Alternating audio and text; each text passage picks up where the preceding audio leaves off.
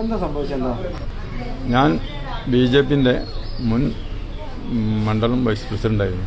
ഇപ്പോൾ എനിക്ക് ഉത്തരവാദിത്തമില്ല. എനിക്ക് ബൂത്തിൻ്റെ ചാർജ് മാത്രമേ ഉള്ളൂ. 2 ബൂത്തിൻ്റെ ചാർജ്, 13, 14 ബൂത്ത്. പിന്നെ ഈ സ്ഥാനാർത്ഥിനെയും കൊണ്ട് വീട് കയറിയതും പ്രവർത്തിച്ചതൊക്കെ ഞാനാണ്. അപ്പോൾ അതിലേക്ക് നമുക്ക് ബൂത്തിലേക്ക് വരേണ്ട ഒരു പൈസ ഉണ്ട്. ആ പൈസ അവൻ കയ്യിൽ വെച്ചിട്ട് നമുക്ക് തരാതെ കളിപ്പിച്ച്. അപ്പം ചോദിച്ചപ്പോൾ അവൻ എന്നെ ഭീഷണിപ്പെടുത്തി.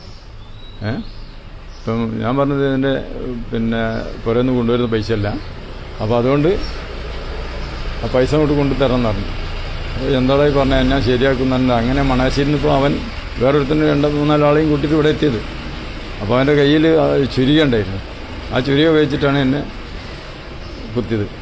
അപ്പോൾ അത് തട്ടിയതുകൊണ്ട് കഴുത്തിന് ഒന്നും സംഭവിക്കാതെ കഴിഞ്ഞിട്ട്, അല്ലെങ്കിൽ കൊല്ലും അവിടുന്ന് ഭീഷണിപ്പെടുത്തി. അപ്പോൾ അവിടെ അടുത്ത കടക്കാർ സൗണ്ട് സുന്ദരൻ, പിന്നെ അപ്പുറത്തൊരു സിദ്ദീഖ്, പിന്നെ ഒന്ന് നിതീഷ്, ഇവരെല്ലാവരും.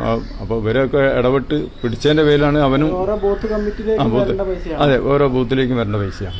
ആ പൈസ ഇവൻ അഡ്ജസ്റ്റ്മെന്റ് നടത്തിയതാണ്. പിന്നെ വോട്ട് വിൽപ്പന വിൽപ്പനയും നടന്നിട്ടുണ്ട് നല്ലതായിട്ട്. അപ്പോൾ അതിൻ്റെയൊക്കെ പൈസ ഇവരെ കയ്യിലുണ്ട്. പിന്നെ നമുക്ക് ബൂത്തിലേക്ക് തരേണ്ട പൈസ എന്തുകൊണ്ട് തന്നില്ല എന്ന് ചോദിച്ചാലാണ് അവൻ എന്നെ കൊല്ലാൻ വന്നത്. എൻ്റെ വീട്ടിലാദ്യം ചെന്ന് എൻ്റെ ഭാര്യൻ്റെ അടുത്ത് വന്നിട്ടാണ് ഭീഷണിപ്പെടുത്തിയത്.